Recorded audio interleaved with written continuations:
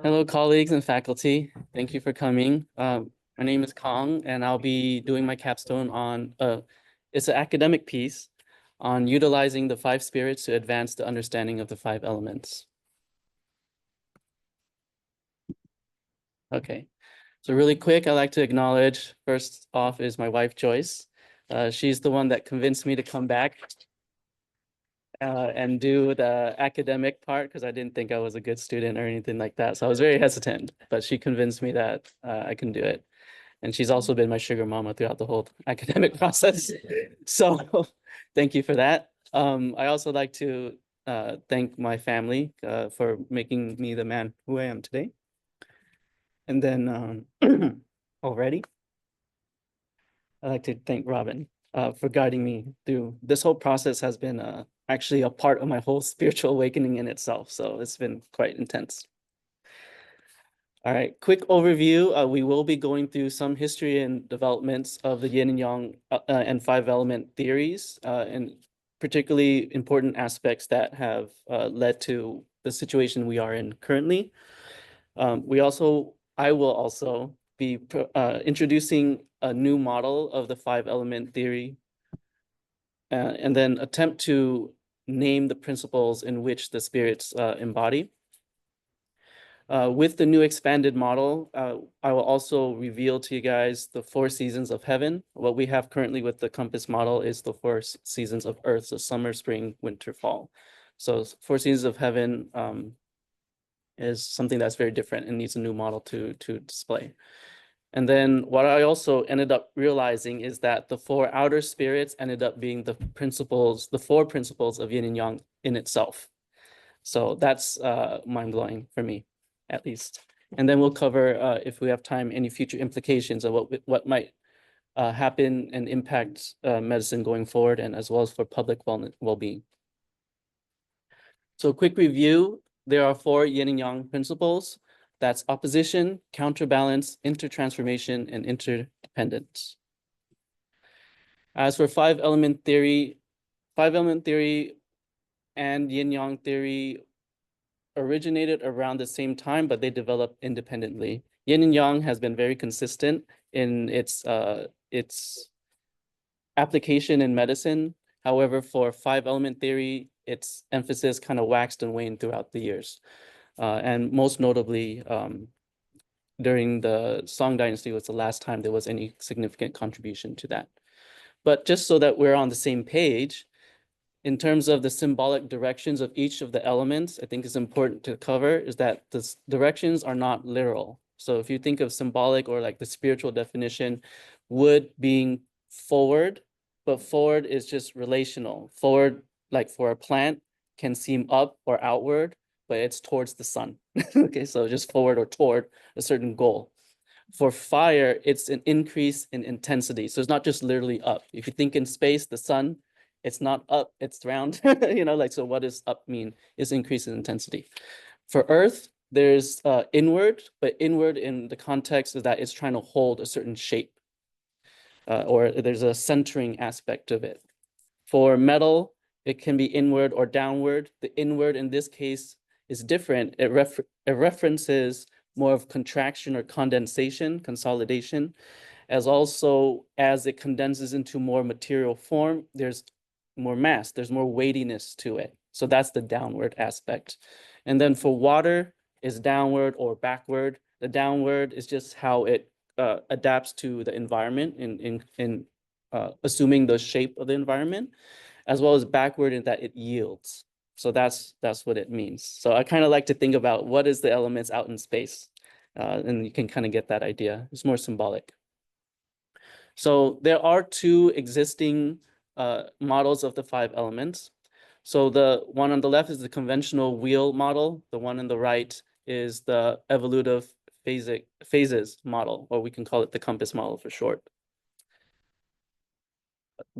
Each model has its strengths and weaknesses depending on the context you apply it with. They are both true. So I don't really believe in one being the only one. You try to force it to fit. In Chinese medicine, we think of the universe as dynamic. I think these two models are just little aspects of a larger model. And then with my model that I'll be introducing soon, that's another small aspect of the larger model too.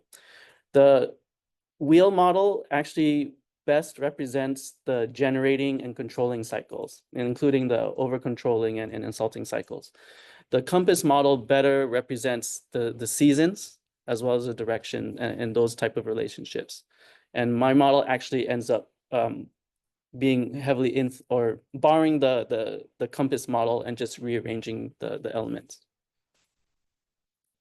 Oh, and then the other thing is that we want to really keep with the different relationships as 5 elements is an extension of yin-yang theory. We really want to see yin-yang principles very clearly in that.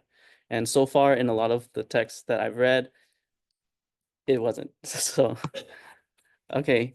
For mysticism in Chinese medicine, as you know, Taoism and Confucianism are the main 2 influences of Chinese medicine. Particularly, Taoism was a heavy influence on the mystical and spiritual aspect, and then Confucianism was more about social order and ethics. What is mentioned though in chapter 1 of the Huainanzi is that the spirits are the principles themselves. They're not just like they have it, but they are the principles. And I found this to be very critical. And then the 5 spirits are essential to understand if you're trying to if you want to know what the mystical aspect of Chinese medicine is. So they are the invisible 5 forces of the processes of life. So for a long time, we've had, in terms of theory at least, a stagnation in innovation. So the last time, like I said, the last development in 5-element theory was during the Song Dynasty with the addition of the 5 virtues. But since the Ming Dynasty, there has been nothing. And so that's like roughly, I think, the 1200s. The other big aspect that influenced the spiritual attitude towards 5 elements is Chinese Marxism.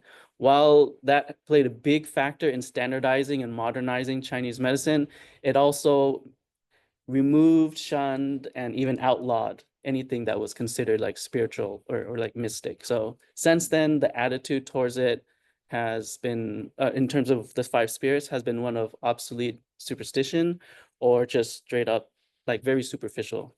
So no developments have happened since. And if it did, it probably got destroyed or just didn't get a chance to see the light of day. So it's possible that whatever I present, I might not be the first one to think about it, but at the same time, I can't really confirm any of that. So, all right. To reignite interest, there are 3 things that we really have to address. First is the lack of conceptual precision.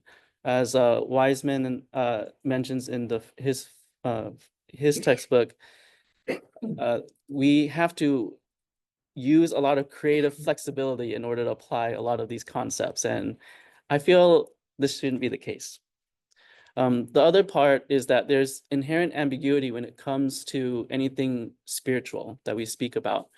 And even Elizabeth Rochat mentions that when talking about anything on the universal scale, it's going to be more general, but you don't want to make it so general where it's so vague and you can't apply it. It still has a role or function it plays in illustrating the picture for us. And then the last thing is we need to make things less complex. So while it's great to have all these details, I feel like it's very easy for us to get lost in those details, that we fail, not in this sense to see the forest, but we have to even zoom back even further and further to the universal scale to just see how things, like the common themes of stuff. If we can't simplify it, we can't make it practical. And if, as practitioners, if we have a hard time understanding it, there's no hope that the general public will understand these theories. And back in the times of ancient China, 5-element theory was something that was part of like everyday life. And here, maybe you take a quiz on the personality test and like, oh, hey, I'm metal or something like that. But there's no deeper veneration about it anymore. So we have to overcome that. And then to explore new possibilities, we have to adopt a similar tactic that Lao Tzu adopted, in that we have to give a name to something that is in a way unnameable. But unless we name it, we can't really talk about it. So I'm going to try my best to give it a name that might have some meaning, and then start the conversation and then see where it goes. This is just the early beginning stages of things, and hopefully the community, like we have all the input together. We'll come up with better words if needed. All right. So for resources and qualifications, I relied heavily on translations and commentary of the classical texts. In particularly the commentary, as the translations have a lot of differences amongst the different translators. Like I will see one translation from Elizabeth Rochat, chapter 1 of Nguyen, and then I'll look over and try to look at Unshald, and then I can't find anything remotely the same. So it makes me question. At the same time, I'm not a translator, so I don't know like how to be critical of that at all. But what I find solace in is that the commentary is consistent amongst the different experts. And in particular, Elizabeth's book of Yin and Yang, and oh wait, actually, you guys only see the slides, so you can't see the books. But for the audience here, Aspects of Spirit, and then particularly Dishar and Lonnie Jarrett. I use their books a lot, and in understanding their description of the five spirits. Even though there are other chapters, the ones that I see most highlighted were the following. So Tao Te Ching, the whole book itself is like yin and yang. Huangde Neijing Su Wen, chapter 1 and 5. The Ling Shu, chapter 8 in particular, very specifically talks about the spirits. And then the Huainanzi, chapter 1, in terms of speaking about the principles in yin and yang. The other qualifications was any text used in our curriculum at a Chinese medicine school automatically qualifies itself. So if it's good enough for 5 branches, it's good enough for me. And then, of course, any of the lectures from our esteemed professors here in this program, and the books recommended by my advisor, Robin. So this was one of the harder things to do that really racked my mind, is concise generalization. So like, how do I be precise about something so large, so big? And the process that I use to do it is that any context specific details, I had to discard it. So anything it mentioned about like specifically like the organs in the human experience, I discarded it. But I kept the general, like, well, what is the function of it? Because if you think of function, that is the more spiritual aspect of it. And I just repeated that process over and over again. And then there were many times where I changed the word a little bit slightly, but eventually I came to what you will see today in a little bit. Can't do that already. All right. Maintaining integrity of relationships is very important in validating what it is that I decided upon, or what I found. So there were very clear yin-yang principles. Certain spirits had yin-yang relationships, such as the Hun and Po, the Yi and the Zhe, or the fact that the Shen is the emperor. Like that was integral in creating the model and where I started from. So that had to be maintained. If it strayed from that and I had to do like mental gymnastics just to make it work, that disqualifies it. All right, so to reimagine the model of the universe, this is what I've came up with. So like I said, Shen is the emperor, is the mind, center of the heart with the emotions. I put that in the middle. The Hun being associated with heaven, I put that in the north position. The Po being associated as the chi of the earth, I put it in the south position. The E and the Jer is an expression of the heart mind, so I put it on the same level with the heart. And also in aspects of spirit, Elizabeth mentioned that the E is the pivot point between the Hun and the Po. So that's also makes sense. It kind of reinforces that. And because E and Jer are practically the same with little difference, that also means by that deduction that the Jer is the pivot point between Po and Han. The last, or might be the last part of confirming the findings that I've had is to extrapolate what I have to different expressions. In particular, I really wanted to, my capstone originally was, is on the emotions and creating a framework on that. So I used what I found in terms of finding the principles of the spirits and extrapolating that to the 5 emotions and see how that fit, which I think it fit very well. Another thing to note in terms of my methodology is the idea of positive and negative. I wanted to make it objective rather than subjective. So rather than think of positive as like good or bad, or negative as bad, I thought of positive and negative as additive or subtractive to the principle that it's pertaining to. So normally this is more towards the end, but I want to put this in the forefront, is that there are assumptions and limitations of the study. First off, it's English only. I don't speak Chinese. I definitely can't read ancient Chinese.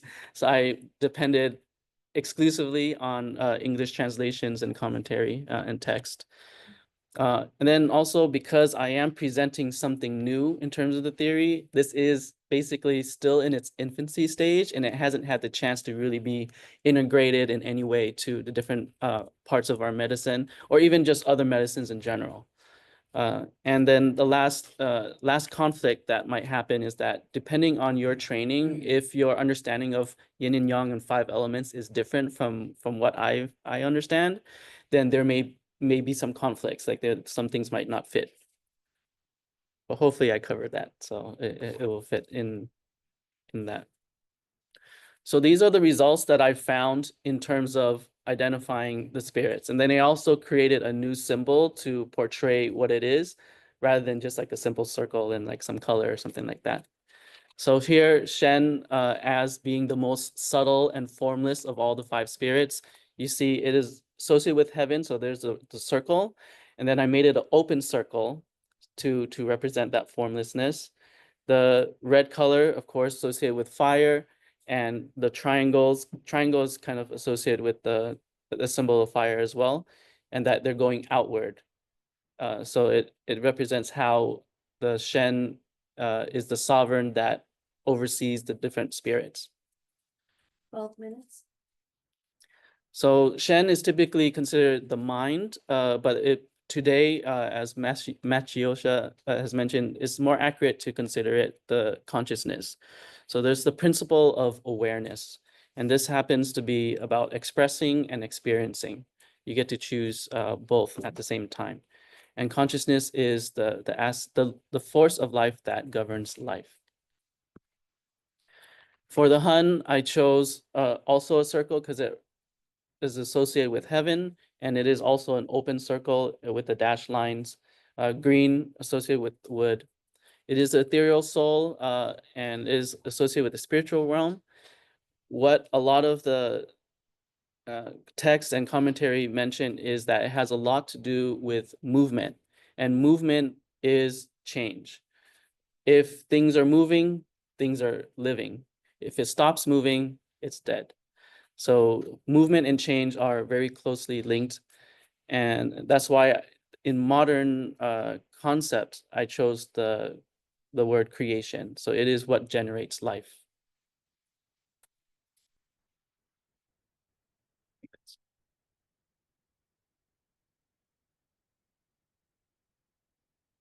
Oh, and then the Hun was about coming and going. So Po, I chose a square as it relates to Earth, and is a solid square to represent the state of condensation of form.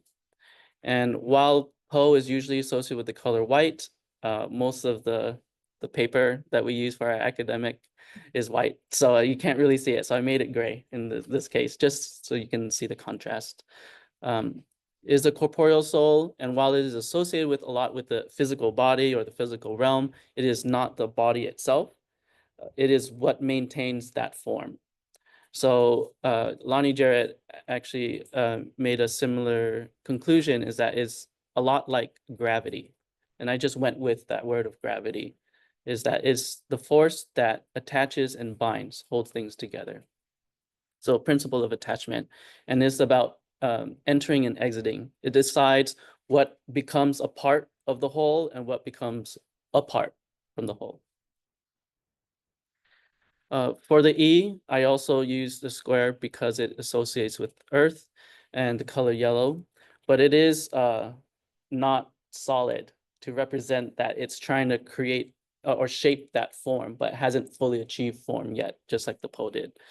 It is associated with, it is normally called intent, but it associates a lot with what is known or what is orderly, what is certain, and is the principle of domination in that it tries to control or influence the environment. So it's a life force that shapes life. So the modern concept would be manifestation. For the jur, I used the color blue, even though normally it's associated with black, but a lot of our text is black already. So just to make it different, also with yin yang, white and black already. So I made it blue. And the darker blue on the inside represents the jing, what is essential. This is the seed of life. And then the lighter blue on the outside is what is more adaptable and changing. So the will is more associated with what is unknown or disorderly. It is the principle of adaptation, but the whole purpose is to preserve life, preserve the jing. So the modern concept that I associate it with is evolution. So if you were to simplify what evolution is, it is preservation through adaptation. In maintaining the yin-yang relationships between the spirits, the Han and Po are the form and formless, the heaven and earth.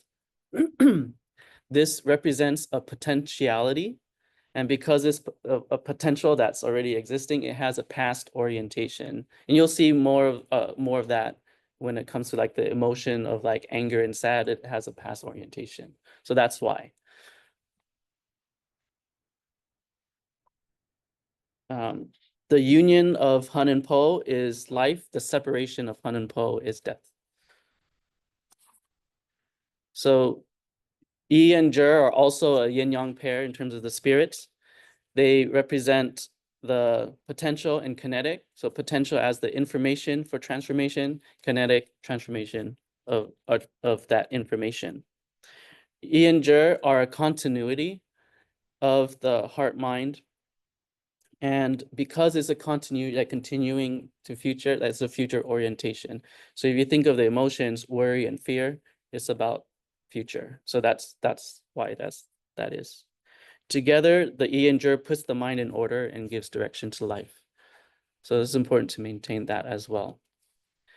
The existing models that we've had before, the wheel and the compass, when you try to kind of depict the relationships between the spirits, it looks messy. It's very confusing, and this is also why I kind of gave up on the spirits when I was a student until this year.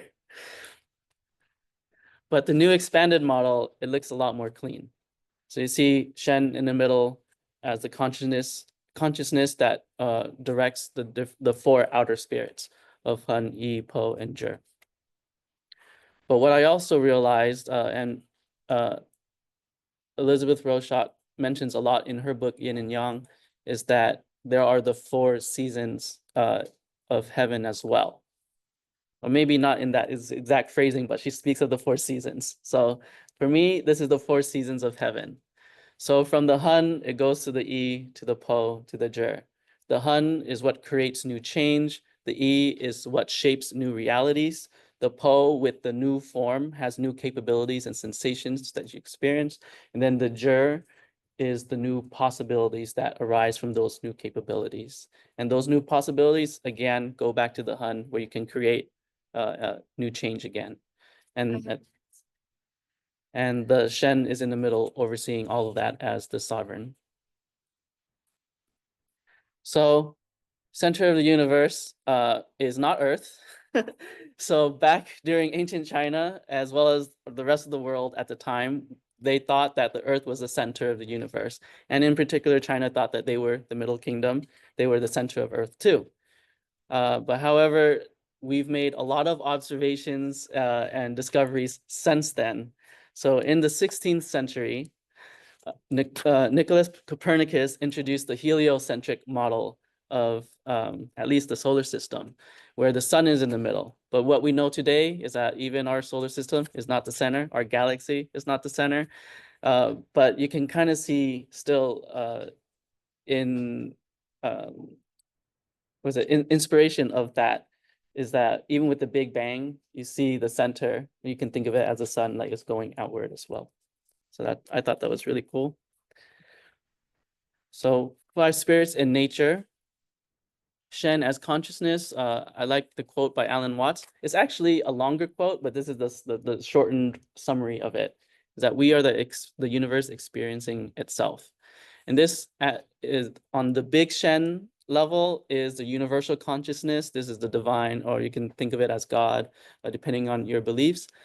And then on the small Shen is the individual consciousness of the myriad beings in the universe. And they are all at the same time. So the small Shen is not separate from the big Shen. Hun as creation is like a sprouting seed, the changes in the wind, or just in general, any new decisions, actions, and beginnings. E as a manifestation is the attempt to control our environment. So this could be a bird building its nest, a beaver building a dam, or human civilization itself, as that we try to control nature. Po as gravity is about the material realm, and is, as I said, with gravity is what attracts and binds. On the physical realm, physical matter is mass. On the emotional realm, emotional matter is meaning that we attach to our experiences. So Po is attachment. For Jur as evolution, this is our ability to run, fly, hide, whatever, adapt to the environment.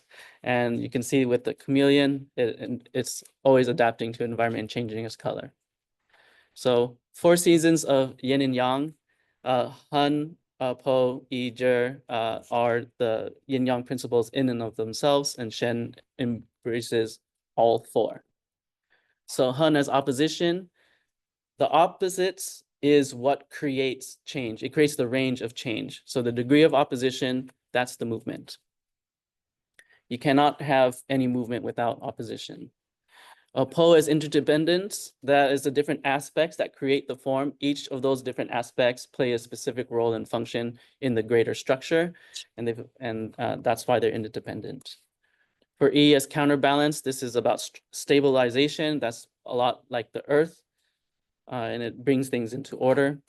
Jur is intertransformation. That's the seed of the other opposite aspect, and it is adaptive and fluid, much like the Jur.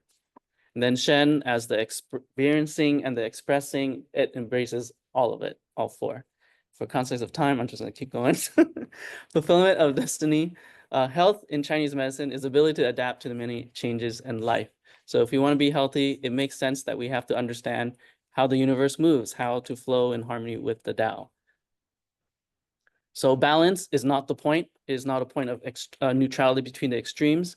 When you think of the classics, they might talk about imbalance, but when talk about health, they talk about harmony, not balance. There's no life balance or whatever like that, because life is always changing. So it's about synchronizing with all those moving components.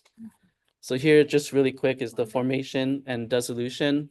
So Han, Yi, Po is formation, is when heaven connects to earth, potential takes form. Dissolution, when earth connects to heaven, potential rises. And this is harmonizing with the Tao. So in short, we create the reality, we adapt to the reality we create. And this is the full model that I created. Won't have time for this, but this is the emotions chart. We can do that later at another time. But future impact, I'm hoping that this demystifies all the spiritual aspects, so it's not woo-woo, and there's very clear and concise understanding of what the spirits are. And this integrates both East and West analytical approaches, and as well as physical and metaphysical sciences together. And I do have a lot in terms of creating future things for practicing mastery on how to live. And this has a lot to do with the emotions. So if you can master your emotions, you can master how to live, you can fulfill your individual destiny. And by reducing overall suffering, not just in disease and illness, but maybe even like things like war. So public health and wellness, like I said, harmony. Let's wrap it up. And then conclusion, I think it is possible to advance Chinese medicine by returning to the origin and bringing it forward to the modern context. There you go. Well done. Don't go anywhere. All right, Dr. Grieve, why don't you start? I can absolutely start. Cong, that was a great presentation. But I should I turn really on the loved volume? it. I will You're, go. Okay. can you hear me? We can now. You can now? Okay. I say that was a great presentation. Thank you. I loved it. Your slides are amazing. I wish I could create things like that for my class. Um, I have two really quick questions for you. And I think I'll go in this order because it makes sense to me. You got a great theory here. As an acupuncturist who's working in the field, how does this apply? So sorry.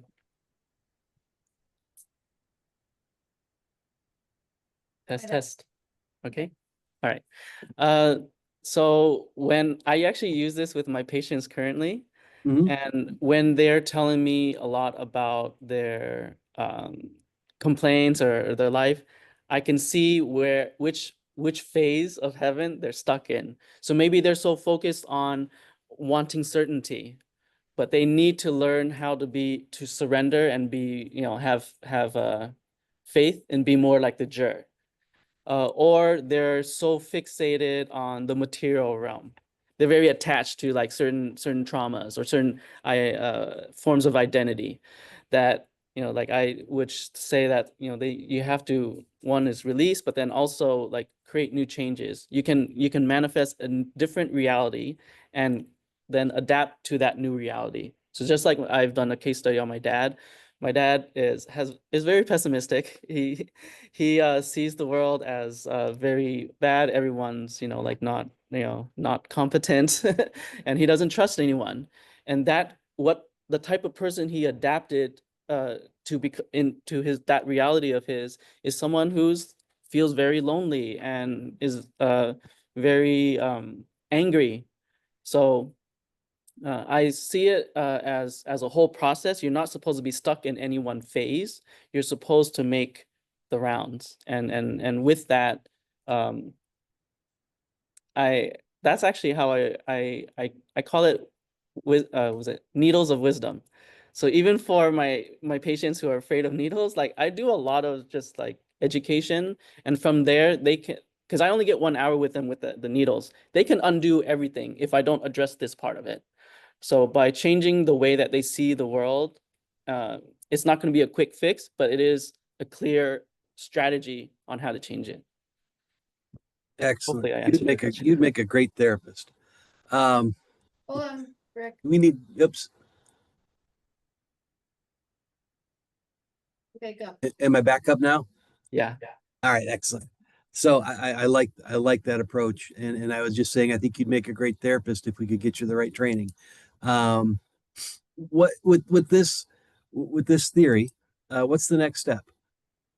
So, okay. So originally my capstone was going to be presenting a framework on the emotions. And then this ended up being how I validate the emotions, and it just ended up being the capstone itself. So I will be writing books and everything and creating courses to teach what the 5 emotions are, which and how it pertains to those principles. and then specifically create different like activities, meditations, exercises to help you master those very emotions, to expand your bandwidth and familiarity, just like how you would train martial arts or train like for sport, for competition. You train so then that way when it comes time to that, that more extreme moment, you have comfort, you have familiarity, and you know how to switch different phases, switch different emotions to what is more appropriate.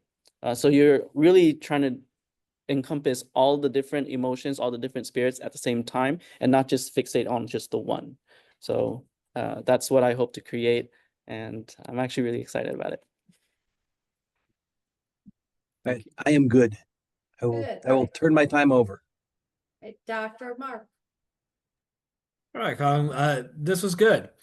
I'm going to go a different route than Dr. Grieve. I'm going to say you would make a great analyzer of qualitative data. You may want to go Yeah. into the research doing that and stay the counseling aside, but you would also need training for that. Anyways, my question primarily on just from a methodological standpoint here is,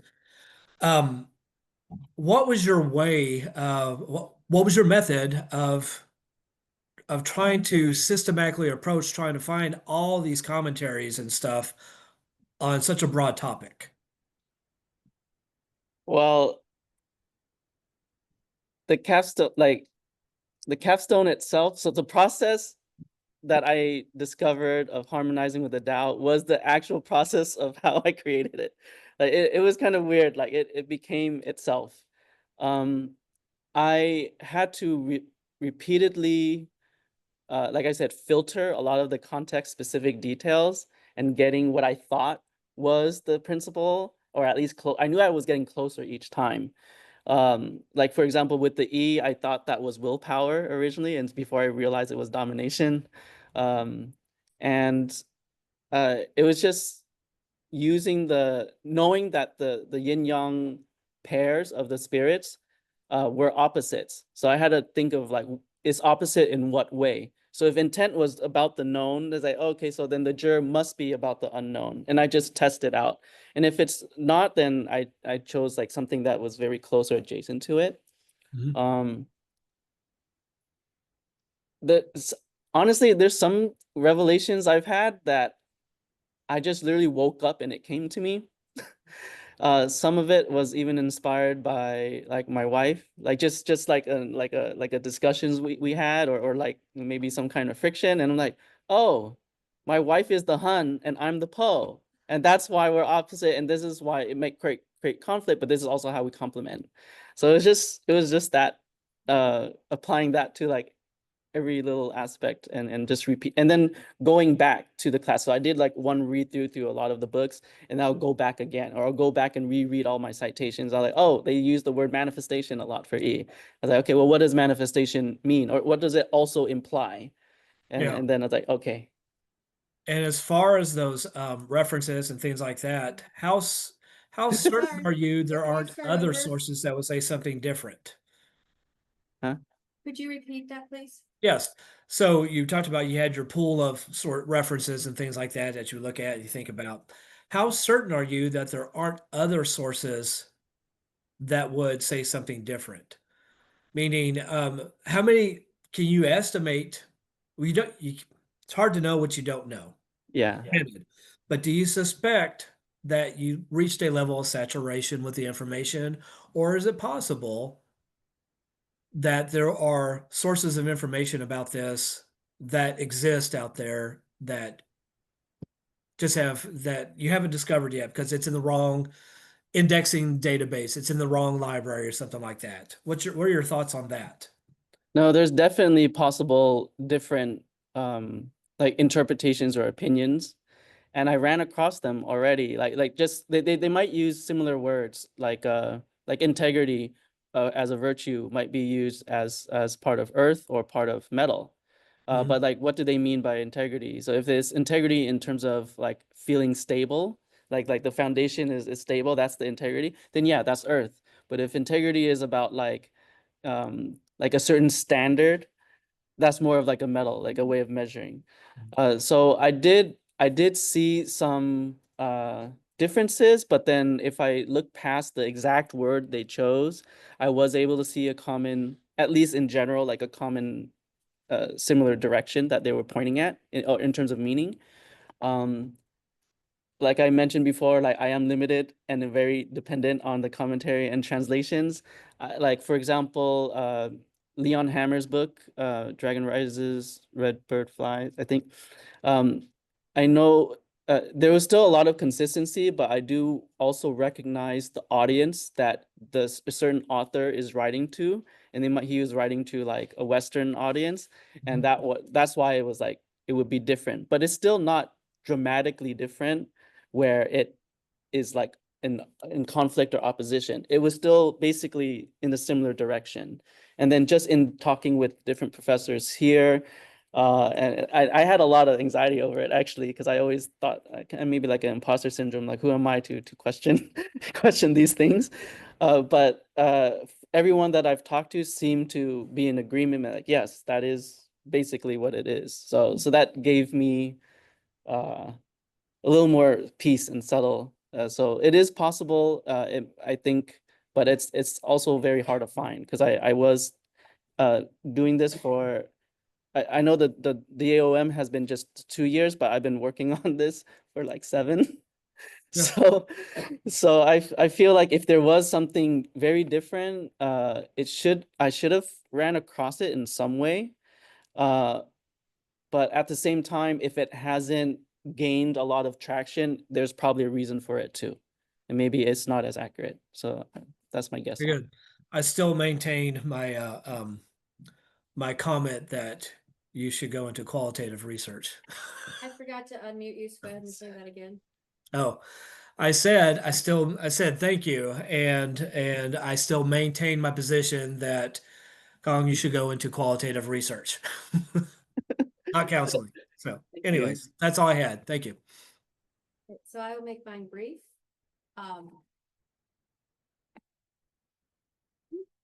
Let's try this, Cong.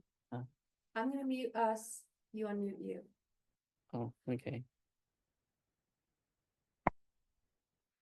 Is that making an echo? Seems okay. And can you guys hear me? Rick or Mark, can you hear me? Dr. Yes. Grief? Yes, I can hear you. Okay. So my question is not discussing the emotions and stuff. What did you learn about yourself through this process? Because this has been a 2-year journey and I've seen you change it, move it, get back. You took all the advice we gave you, did a very different project in the beginning. So what did you learn about yourself? I learned that if I just, a big part of what I learned is just to surrender. Like I can do what I can do, but whatever I can come up with, the life I can come with, what I think should happen still pales in comparison to what the DAO has in mind. So I feel in these last, I guess it's 9 months now, with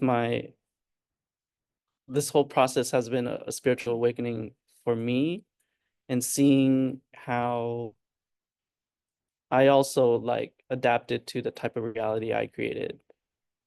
And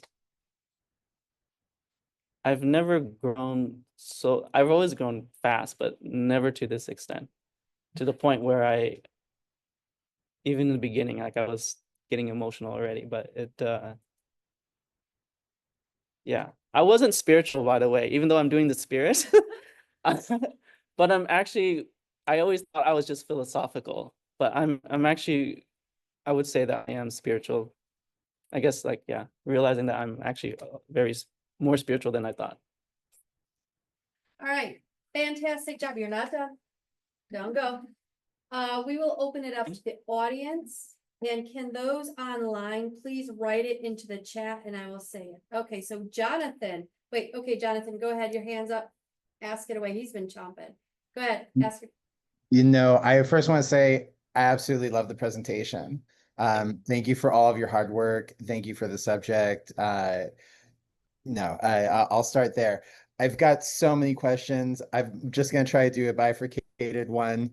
Um, in approaching the five elements, uh, I am kind of curious if we're looking at yin and yang, why sticking with the model of five, as well as have you considered instead of the flat representation, more of a three-dimensional model or something that would also not just incorporate, perspectives like from heaven or from earth, but also time.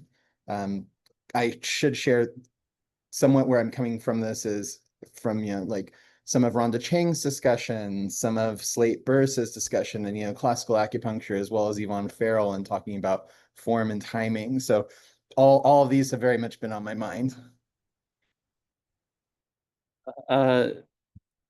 Sorry, I almost lost the question, but yes, I have considered a 3D model. Actually, my colleague Julia mentioned she knew a professor or someone that had a 3D model, and I was trying to visualize it myself. For me, like the model that I show itself is just a small model in the larger picture. So I think that's the 3D part. So I did consider, in my proposal at least, I talked about it, is experimenting with different elements as the center and what context it might represent.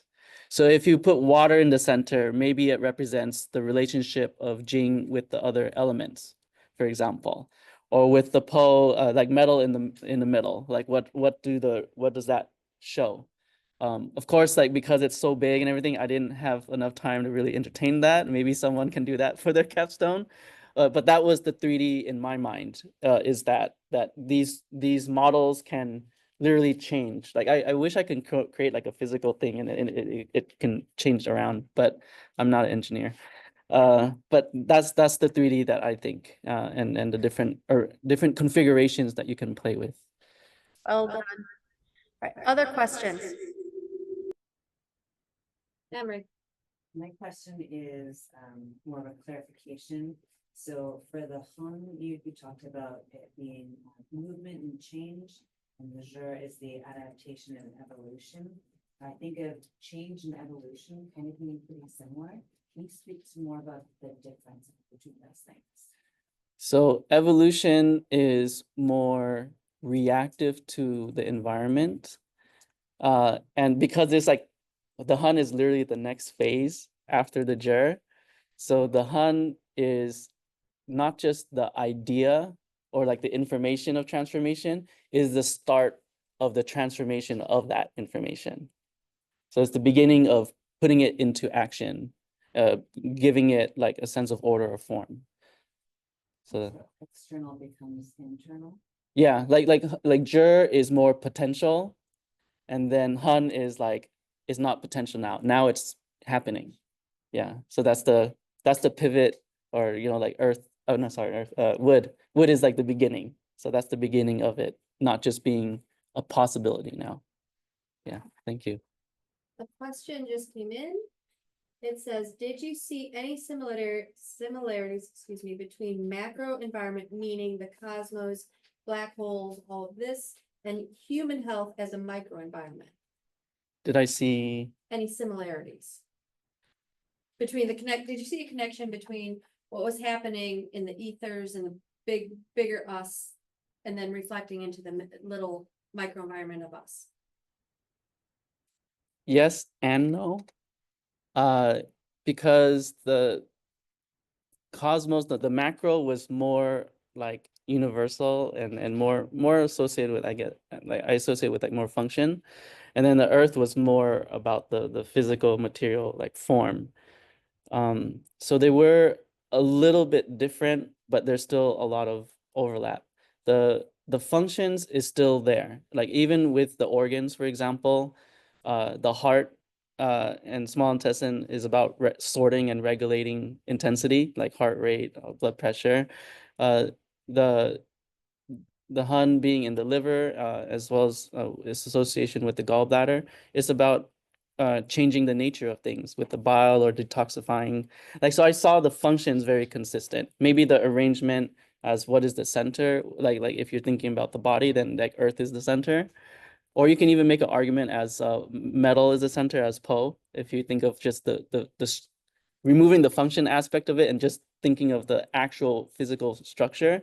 If you take the Zangfu organs, the average position between it, metal is actually in the middle. So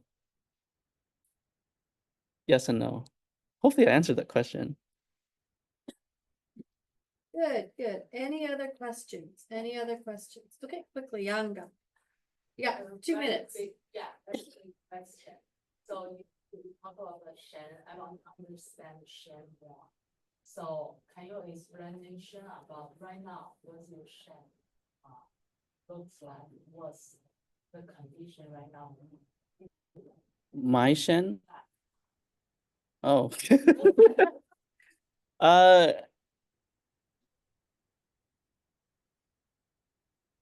Not sure how to answer.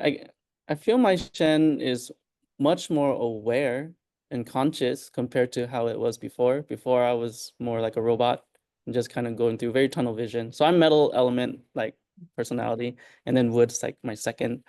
But in realizing that I'm not the Tao itself, but I do have some control over how I can live life. Like I choose what it is I want to express and what it is I want to experience, how I respond and everything like that, yeah, like I'm just more conscious of how I can affect my own life. Sorry. Yeah.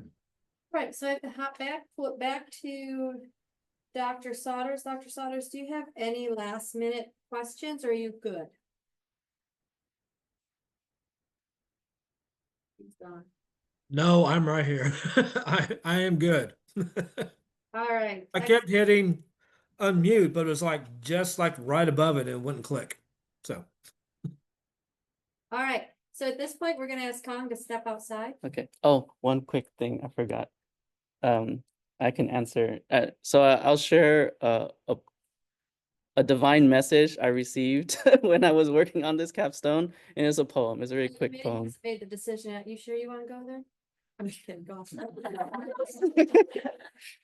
So this might answer the question about where's the state of my Shen currently. So it's called a divine message.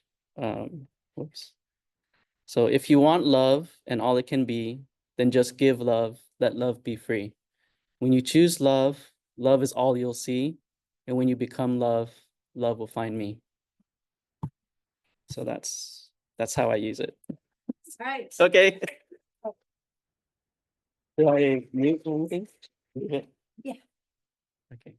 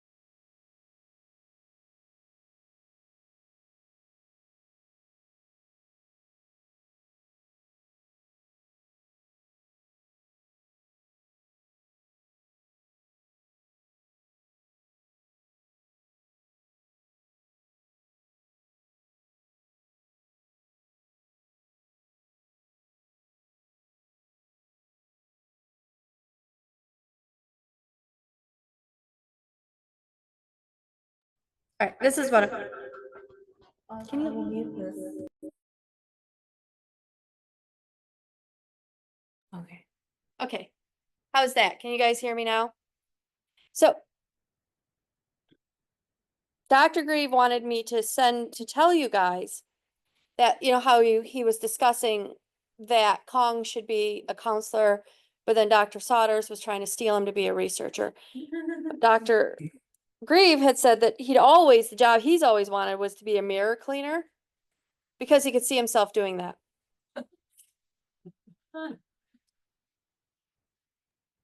All right, so I have to check in on a couple things. So everybody mellow. I just like to let them hang out there and be nervous. Usually we will discuss it more, but with Dr. Grieve leaving, not leaving, he is. So Dr. Grieve runs the PhD program for psychology at Western Kentucky University. And so he had one of his students that he's the chair on go through defense prior to our defense, just put 3 people through defense and has another student doing defense. So he's having defense day, so he's apologizing, but he has to leave.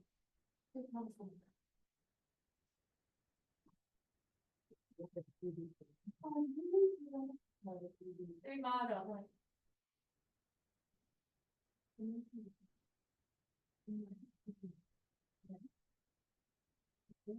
Like the come back to the come, but it's Nguyen. Well, you actually went to the road, you also just say when. The other question is, all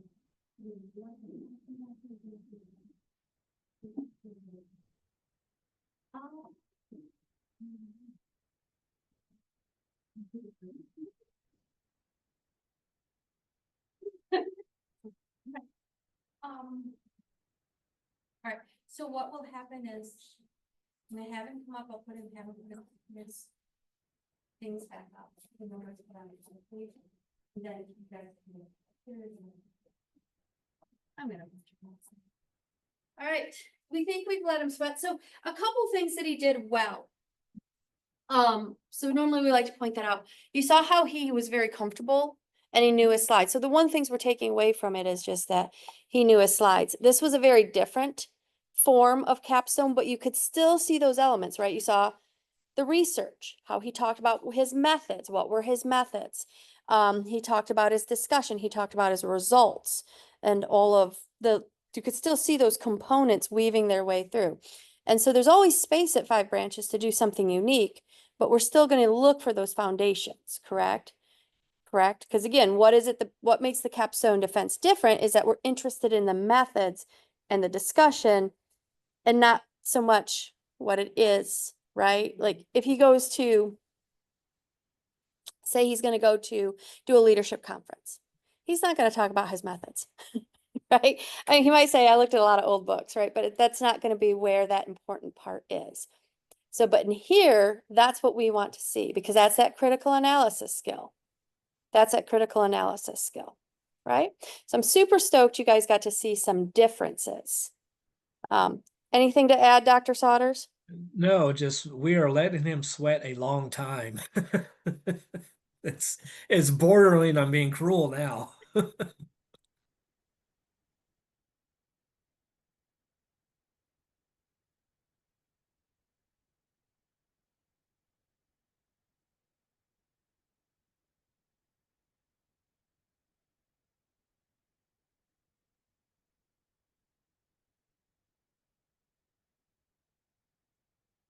Can you share your screen and pull your cover slide up, please? Huh? So go back to your slides, go Oh, back, Like this? share your screen Oh, share screen. so that Sorry. they can see it too. And then go back to that cover slide and make it big.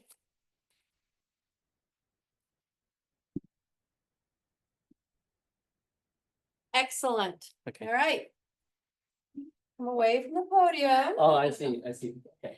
So, on behalf of 5 Branches University, the Board of Directors and Ron Seidman and this program, congratulations for passing your capstone, Dr. Cong Nguyen. But everyone, also double congratulations, you passed with distinction. You got a near perfect.